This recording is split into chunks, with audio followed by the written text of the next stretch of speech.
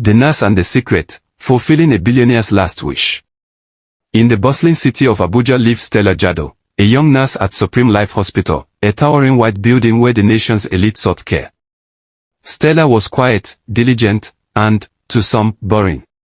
But she was driven by a core belief, instilled by her late mother: if you care for others with clean hands and a clean heart, God will reward you.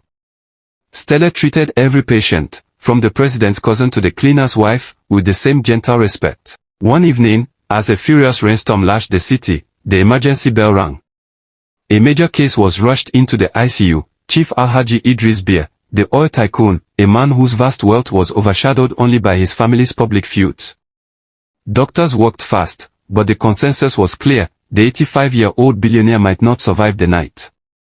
By 2 a.m. when the hall fell silent, only Stella remained awake, sitting quietly beside the edge of his bed. She gently cleaned the blood near his nose and watched his vitals. Matron Ego, surprised to find her still there, commented, "You don't even flinch around people like him." "I just see a sick man," Stella replied quietly. As the clock ticked past 6 a.m. the man's fingers twitched. His eyes opened slowly, fixing their gaze on Stella. After she gave him water, he whispered, "Don't let them near me." "Who?" she asked. "Anyone. Them. My people, staff, family. I don't trust them." He looked away, then back. "You're the only one who sat with me. I want you to stay." Stella, touched by his vulnerability, agreed. From that moment, she became his sole confidant. When his estranged family, 3 sons, including the sharp-faced Malik, and a daughter-in-law, arrived, Alhaji Idris refused to open his door. "If it's not Nurse Stella," his weak voice was heard saying, "I don't want to see anybody." The confession. Over the next few days, Stella cared for him, listening to his broken whispers. He didn't speak of business, he asked about her life. Stella told him she became a nurse because her mother died during childbirth, a death she promised to prevent for others. "You're not like them," he said. "The others who smile but hide knives behind their backs." On the 7th day, he looked at her with tired eyes and asked, "Stella, do you believe in second chances?" "Yes, I do," she answered. "Then I need yours." The next time his son, Malik, attempted to barge in with a lawyer, demanding to see his father, Alhaji Idris was resolute. "I said I don't want to see anyone." When Malik snapped at Stella to leave, the old man raised his hand. "If she leaves, you leave too."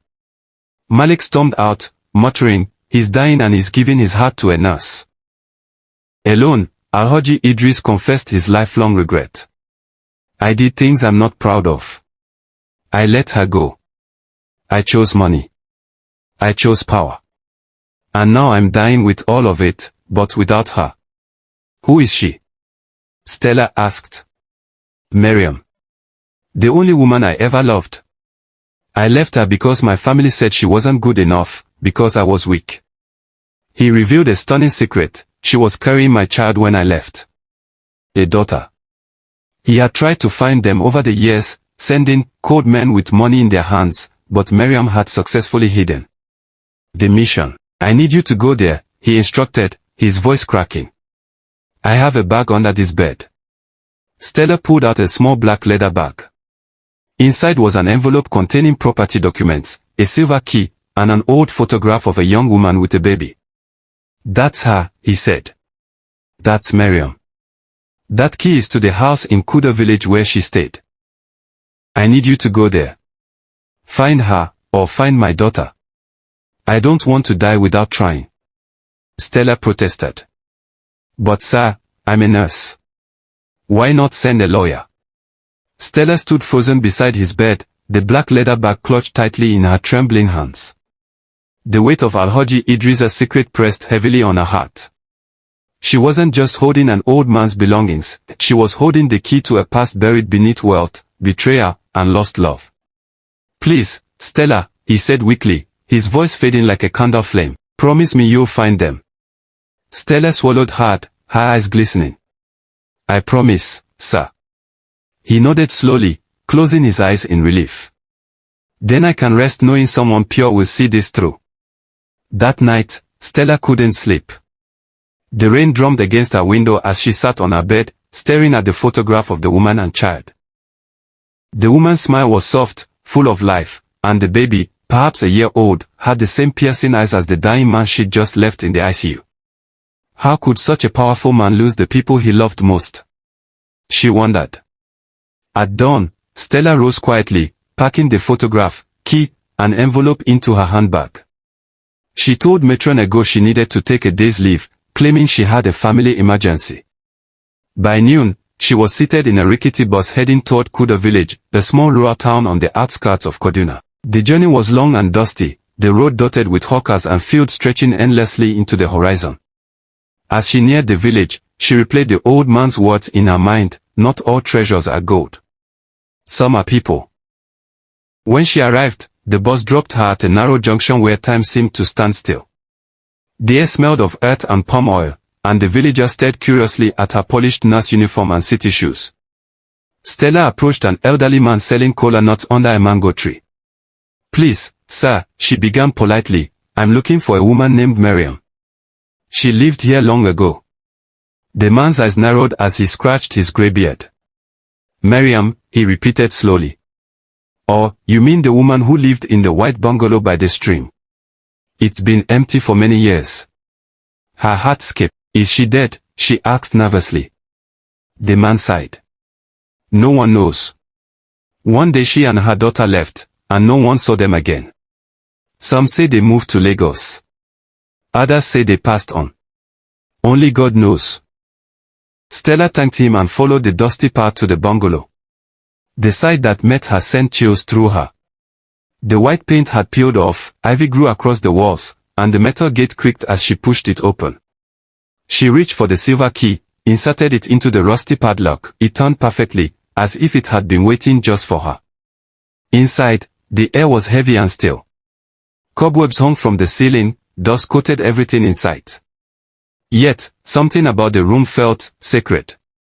On a wooden table lay a faded photograph of a young girl in a school uniform. The same eyes, the same resemblance. Stella's heart tightened. She stepped closer and saw a small box tucked beneath the table, engraved with the initials M and I. Her hands trembled as she opened it. Inside were a few old letters wrapped in a cloth and a golden bracelet with the name ISHA carved neatly on it. Stella gasped. That was her, Alhaji's missing daughter. She unfolded one of the letters carefully. The ink was smudged, but the words were clear. "Idris, our daughter is growing fast. She has your stubbornness. I don't need your money, I just wish you'd come see her smile. I named her Aisha. Maybe one day she'll find you, or maybe she'll forgive you even if I can't." Tears filled Stella's eyes. She read another letter dated just a few years ago. "Aisha is now a teacher in Lagos. She still asks about you. I told her father was brave but lost his way. If only I could show her who you were before greed changed you." The letters ended there. Stella knew what she had to do. Aisha was alive, and she deserved to know the truth. She packed the bracelet, letters, and photo carefully and left the house. As she boarded the next bus heading back to Abuja, her phone buzzed. It was Matron Ego. "Stella, where are you? The chief isn't doing well. The family is here, fighting already." Her heart sank.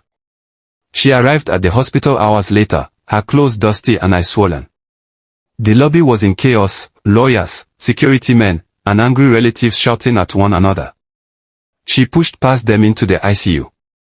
Chief Idris was lying weakly, oxygen mask on his face, his eyes half open. Stella rushed to his side. "Sir. I found her," she whispered. "Her name is Aisha. She's alive. She's a teacher in Lagos." A faint smile crept across his wrinkled face. A tear rolled down his cheek. "Thank you," he whispered. "Thank you, Stella." His trembling hand found hers and squeezed weakly before falling still. The monitor beeped once, then went silent. The room froze. Malik cursed under his breath, pulling out his phone while the other family members turned away. But Stella stood there, numb, holding the old man's hand as a strange peace settled over the room. She wasn't just his nurse anymore, she was the keeper of his redemption. As she wiped her tears, she felt something deep within her shift. He had died, but his last wish still lived. A promise still needed to be fulfilled. She looked down at the envelope again. Inside, beneath the property papers, was one more sealed note addressed in shaky handwriting. To my daughter, Aisha. If this reaches you, know that I never stopped loving you. Forgive me. Your father. Stella's eyes widened. It wasn't over. She had to find Aisha, deliver this note, and tell her the truth. The truth that money had hidden for decades, but love had kept alive. The morning sun pierced through the half-open blinds of Supreme Life Hospital, casting golden rays across the old man's frail face. Stella had just returned from Kuda village, her heart heavier than ever. She'd found Miriam's grave, untouched, simple, and surrounded by wildflowers. But beneath the old tree beside it, she found something that changed everything, a small sealed box with a letter addressed in the shaky handwriting of the same man lying before her now, Chief Alhaji Idris Bear. The moment Stella entered his room, his tired eyes lit up weakly. You found her, he asked, almost breathless. Stella swallowed hard, fighting back tears. Sir, she's gone. His lips trembled. For a moment, his hand shook as he tried to lift it. She gently held it. But I found something, Stella said softly, taking out the envelope. Your letter. He froze. You found the letter I buried. She nodded. I didn't know it would reach her. I wanted to say I was sorry, he whispered, tears streaming down his face. Did she leave anything behind? Yes, Stella said. A daughter. She's alive. Stella hesitated. She's a nurse, sir. Just like me. The old man's eyes widened, a soft gasp escaping his lips. A nurse. Stella nodded. Her name was Stella Miriam. He looked confused, his eyes darting from her face to the photograph in his trembling hands. Slowly, realization dawned. Your full name, he whispered. Stella Jado Miriam, she replied softly. The old man's heart monitor beeped rapidly.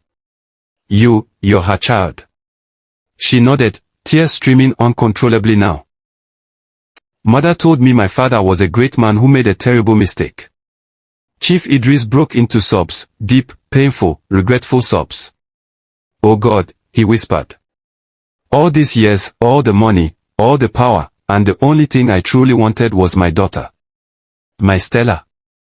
Stella collapsed to her knees beside his bed, holding his cold hand as he wept. Why didn't you come sooner? He cried weakly. I didn't know you were looking for me, she sobbed. But I was meant to find you this way. Maybe God planned it. The old man smiled faintly, his tears glistening. Maybe. He did. He pulled her hand closer to his chest. Promise me something, Stella. Don't hate me. Let me leave this world with your forgiveness. Stella nodded through her tears. I forgive you, Baba. That word, Baba, broke him completely. He smiled with trembling lips, whispering, Thank you, my daughter. The heart monitor slowed, the beeps becoming faint until silence filled the room. Stella cried softly, her forehead resting against his chest. A few minutes later, Matron Ago entered and froze at the sight. The billionaire, the man everyone feared and respected, had finally found peace, holding the hand of the only person who ever truly cared for him. Days later, Stella was called to the lawyer's office. A new will had been signed the night before he passed. Everything, his mansion, his companies, his accounts, was left to Stella Miriam Jado Bear, the daughter who cared for me when the world turned its back. The media went wild. His sons raged and accused her of manipulation, but DNA tests confirmed the truth. Stella was indeed the lost daughter of the late billionaire. Yet she didn't stay in the city or chase fame. Instead, she returned to Kuda village, rebuilt her mother's old home, and turned it into a small free clinic called Miriam's Hands of Mercy. On the wall above her desk hung two framed photographs, one of her mother smiling with baby Stella in her arms, and the other of her father on his hospital bed, smiling faintly before he took his last breath. Whenever villagers asked why she refused to move into the mansion left for her, Stella would simply smile and say, "I already got what I needed, my father's forgiveness." And somewhere beyond this world, an old man finally rested in peace, having fulfilled his last wish through the daughter he never stopped loving. The end.